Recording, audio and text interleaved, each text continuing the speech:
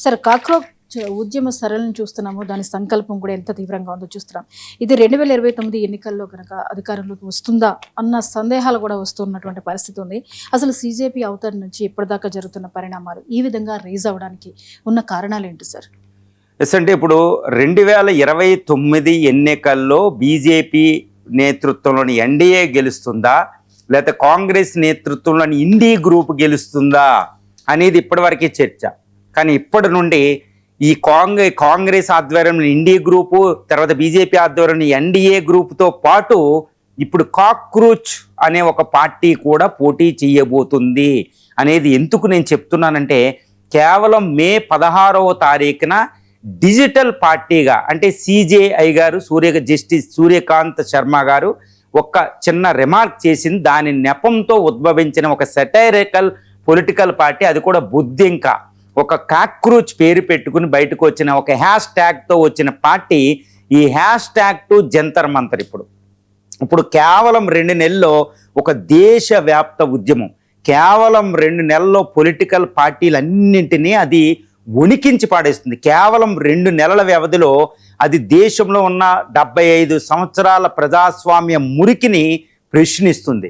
రాజ్యాంగం అమల్లో ఉన్న లోపాలను అది ప్రశ్నిస్తూ ఒక అద్భుతమైన ప్రజా ఉద్యమంగా ఈరోజు దేశంలో ఉవ్వెత్తులు లేచిపోయింది అనమాట. ఉవ్వెత్తులు లేచిపోయింది అనడానికి ఒకటి ఏంటంటే, మనం ఒకటే చూడవచ్చు, the great Modi, strong prime minister, one of the strongest prime ministers in India. 12 సంవత్సరాల నిరాటంక పాలన, 3 ఎలక్షన్లు, 3వసారి ప్రైమ్ మినిస్టర్. కానీ ఆయనతోనే కేవలం యువకులు డిస్కస్ చేస్తున్నాను. నేను చూడండి, కాన్స్టిట్యూయెంట్ క్లబ్లో కేవలం 2 యువకులు టీషర్ట్లు వేసుకుని, జీన్ ప్యాంట్లు వేసుకుని సామాన్యంగా కూర్చుని 2 senior most Jitendra Prasad, JP Nadda లాంటి ఒక మేరునగ ధీరులు, అంటే ఒక స్టాల్వార్డ్స్ పొలిటీషియన్స్తో వాళ్ళు డిస్కస్ చేస్తున్నారు. This is the power of youth అండి, this is the power of Indian democracy, this is the power of Indian constitution అని అయితే నేను చెప్పగలుగుతాను. ఈరోజు యూత్ రిప్రజెంట్ చేస్తుంది. ఇక్కడే పెద్ద పెద్ద యోధులు లేరు ఉద్యమంలో. అక్కడ జెన్ జీ చూస్తుంటే జెన్ జీ, జెన్ ఆల్ఫా, ప్రపంచంలో జెన్ జీ మూమెంట్లు వచ్చినాయి. ఇండియాలో జెన్ ఆల్ఫా కూడా వచ్చింది. 9th క్లాస్ స్టూడెంట్లు, 8th క్లాస్ స్టూడెంట్లు కూడా, 7th క్లాస్ స్టూడెంట్లు కూడా అక్కడ ఉన్నారు. ఎన్సీఆర్టీ బుక్ తీసి పేజ్ ఓపెన్ చేసి డెమోక్రసీ ఏంటి ఏంటో లెసన్ చెప్తున్నారు పెద్ద పెద్ద నేతలకి. ఇది ఇప్పుడు ఇండియాలో జరుగుతున్న ఉద్యమం. ఇది దేశవ్యాప్త ఉద్యమం.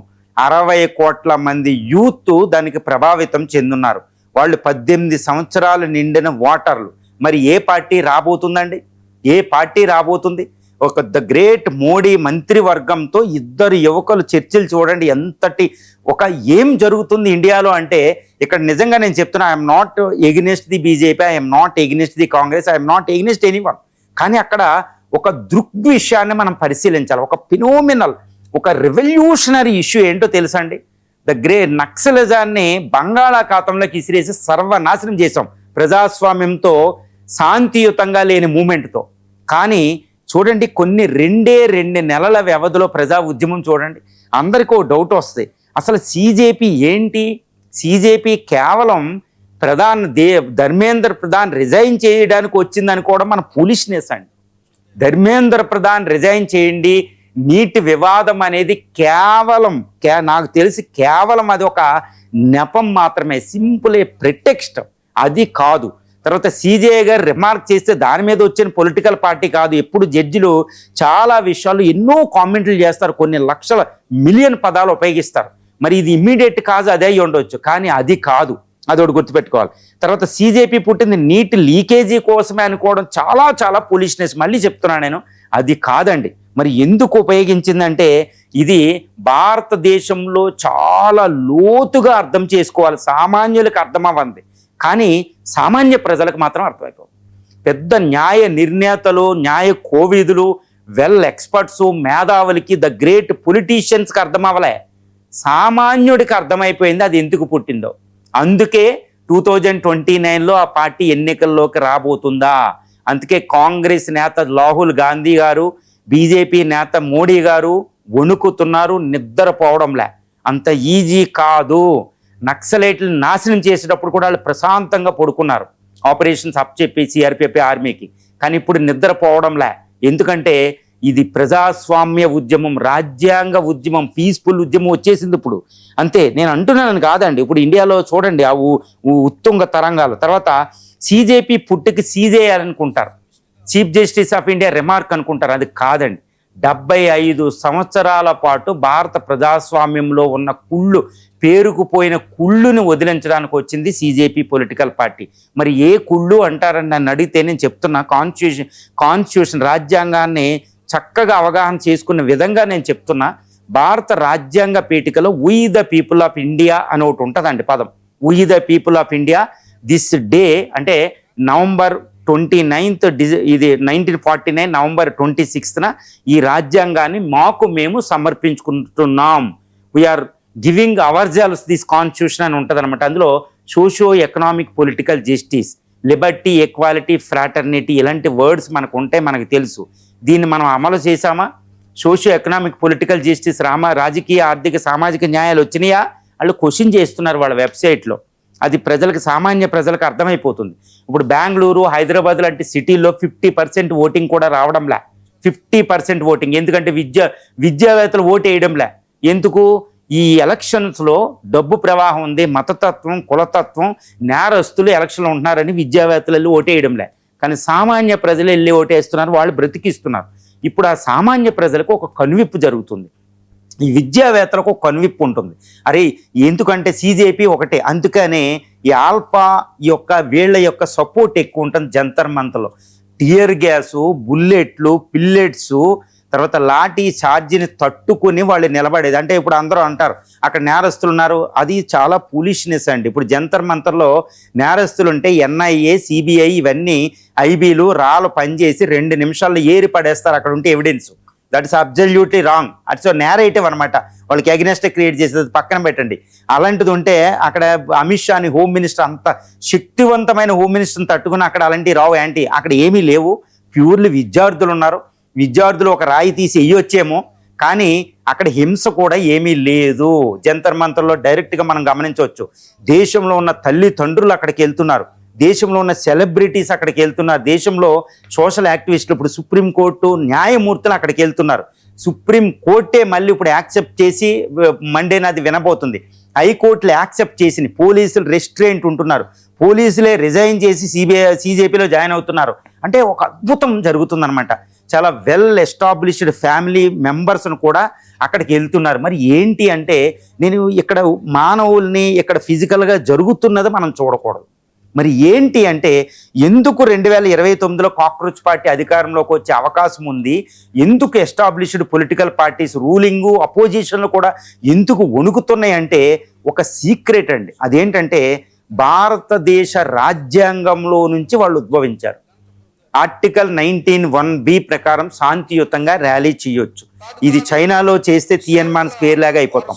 ఇది పాకిస్తాన్లో అపోజిషన్ పార్టీ కూడా ఇప్పుడు జైల్లో బతుకున్నాడో లేదో కూడా తెలియదు ఇమ్రాన్ ఖాన్. కానీ India is a different. India is a the greatest democratic nations on the earth. అందుకనే మన వాళ్ళు అంటారు ద గ్రేట్ లీడర్స్ అంటారు. డాక్టర్ బిఆర్ అంబేద్కర్ నుంచి ఇప్పుడు శశి థరూర్ నుంచి చాలా మంది చెప్తారన్నమాట. ఫెడ్రిక్ మ్యాక్స్ ముల్లర్ లాంటి వాళ్ళు అందరూ చెప్తారు. ఈవెన్ అమర్ సేన్ కూడా చెప్తారు ఆర్గ్యుమెంటేటివ్ ఇండియాలో. అదేంటంటే భారత ప్రజాస్వామ్యాన్ని బ్రిటిష్ వాడు ఇవ్వలే, మన ప్రజాస్వామ్యం మనదే వచ్చింది, మన హక్కు అది. మనం సోళుల నుంచి రామాయణ కాలాల నుంచి ప్రజాస్వామ్యం ఉంది. ఈరోజు చూడండి రాజ్యాంగంలో పీస్ఫుల్గా శాంతియుత ప్రయోజనం అంటే ఏంటి? రాజ్యాంగం ప్రజాస్వామ్య విప్లవాలకి అనుకూలంగా ఎంకరేజ్ చేసేటట్టు ఉంది. హింస లేకుండా శాంతియుతంగా ప్రొటెస్ట్ చేయొచ్చు, డిసెంట్ చేయొచ్చు. అందులోంచి ఉద్భవించింది. మరి ఈ విప్లవాన్ని ప్రజాస్వామ్య శాంతియుత సహజమైన విప్లవాలకి ఎందుకు రాజ్యాంగం ప్లేస్ ఇచ్చిందంటే, లేకపోతే మాట వినరు. ప్రోగ్రెస్ పరిణామ క్రమం ఎప్పుడు కూడా గుర్తుపెట్టుకోవాలి. మానవ పరిణామ క్రమానికి విప్లవాలు తోడు. అందుకే శ్రీకృష్ణుడు చెప్తాడనమాట, ఎప్పుడు ధర్మం గాడి తప్పిందో అప్పుడు నేను ఉదయిస్తాను.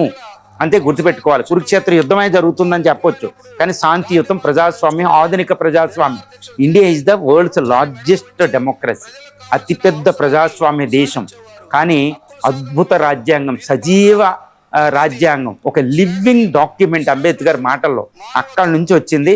ఇప్పుడు 60 కోట్ల మంది యూత్ క్వశ్చన్ చేస్తున్నారు. They are questioning the established political parties. Congress 60 సంవత్సరాలు పాలిస్తే మీరు ఏం చేశారని అడుగుతుంది. బీజేపీ గత 15 సంవత్సరాలుగా పాలిస్తుంటే మీరు ఏం చేశారని అడుగుతుంది. ఇప్పుడుకి ఉమెన్ రిజర్వేషన్ ఇంతకు ఇవ్వలేదని వాళ్ళు అడుగుతున్నారు. మరి సమాధానం ఏంటంటే, ఇప్పుడు సామాజిక అదే 4th లార్జెస్ట్ ఎకానమీ, కానీ అత్యధిక పేదలున్న దేశం ప్రపంచంలో ఇది. ఎక్కువ ఆకలితో ఉన్న ఎక్కువ మంది ప్రజలు ఇక్కడే, వ్యాధిగ్రస్తులు ఇక్కడే, ఎనీమియా లోపం ఇక్కడే, పిల్లలు ఎడ్యుకేషన్కి వెళ్ళంది ఇక్కడే, లో ఎన్రోల్మెంట్ రేషియో ఇక్కడే, ఇల్లిటరసీ పాపులేషన్ భారతదేశంలో నిరక్షరాస్యుల పాపులేషన్ అమెరికా అంత జనాభా ఉంది. ఎందుకని క్వశ్చన్ చేస్తున్నారు. ఇప్పటికి ఎకానమీ రైజ్ అయిపోతున్న అంతరాల ప్రపంచంలో అత్యధికంగా ఉన్న ఏంటి అని దే ఆర్ క్వశ్చనింగ్. అగ్రికల్చర్ పరిస్థితి ఏంటి, ఈ డిస్పారిటీస్ ఏంటి, ఇప్పుడు మతతత్వం ఏంటి, వారసత్వ పొలిటికల్ పార్టీస్ ఏంటి, వాళ్ళు directly they are questioning one thing అండి.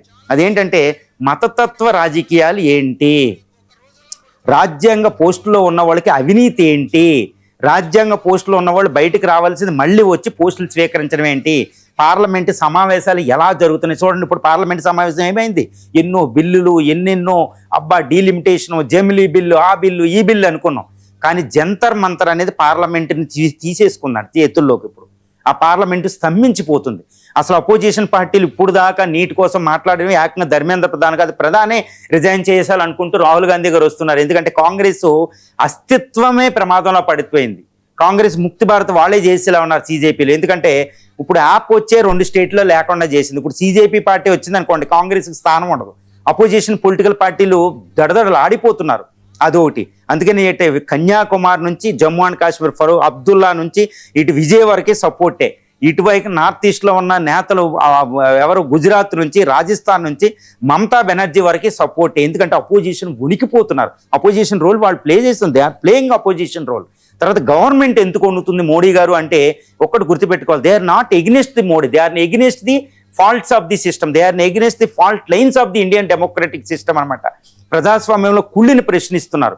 కాబట్టి ఇంతవరకే పనిచేసిన బీజేపీలు, కాంగ్రెస్లు, సిపిఐఎంలు, సిపిఐలు, ప్రాంతీయ పార్టీలు, కొన్ని వందల పొలిటికల్ పార్టీలు ఇప్పుడు వరకే రాజ్యాంగంలో ఉన్న చెప్పబడిన సూత్రాలని అమలు చేయలేకపోయారు. So they are questioning.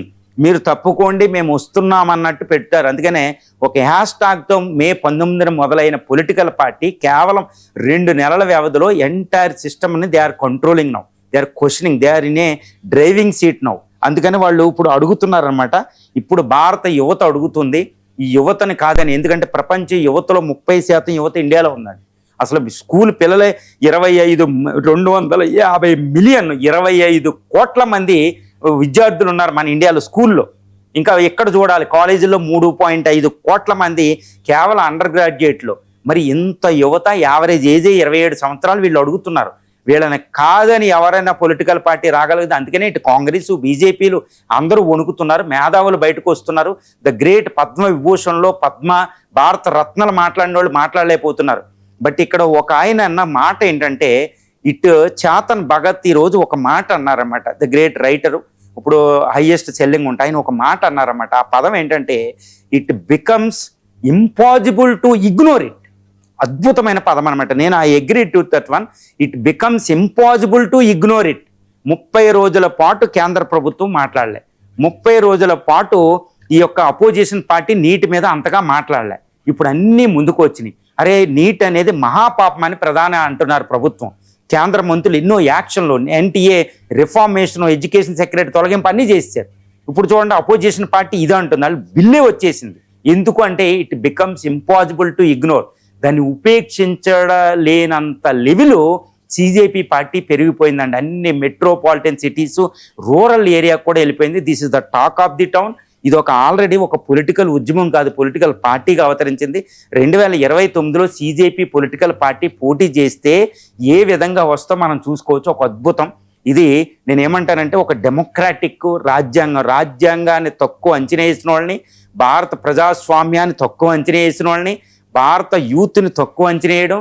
అరే కొన్ని సినిమాల్లో ఉంటాయి, మనం చూసాం. వాటర్ ఏముంది, బియ్యం పడేస్తే వాటర్ మైండే చాలా రోజు నిలబెట్టుకుంటాడు నైట్కి, మనం ఏం చేసినా పర్లేదు అనుకున్న వాళ్ళకి ఇది ఒకటి అనమాట. 70 సంవత్సరాలు అంటే చాలా తక్కువ. ఇప్పుడు వరకే నిద్రపోయారు అనుకుంటారు. అన్నీ గమనించారు పబ్లిక్. ఇదిగోండి ఇండియన్ డిఎన్ఏ పైకి లేసింది, ఇన్వోక్ అయ్యింది. నేను అందుకే చెప్తున్నా, అంబేద్కర్ ముందే ఊహించారు సీజేపీ అవతరణని. కాబట్టి నేను అది అంటున్నా. ఇప్పుడు పొలిటికల్ పార్టీస్ ఒకటే, వాటికి ఒకే ఒక అవకాశం ఉంది, లేదా తుడిసి పెట్టుకుని ఈ యొక్క జన్జీ భారత ప్రజాస్వామ్య భారత రాజ్యాంగ శాంతియుత విప్లవంలో సునామీలో కొట్టుకుపోతాయి. ఏం చేయాలంటే ఇటు కాంగ్రెసు బీజేపీ అన్ని పొలిటికల్ పార్టీలు తన మ్యాండేట్స్ని సమర్థించుకోవాలి. ఉచిత విద్య ఉచిత వైద్యం ఎందుకు ఇవ్వరు?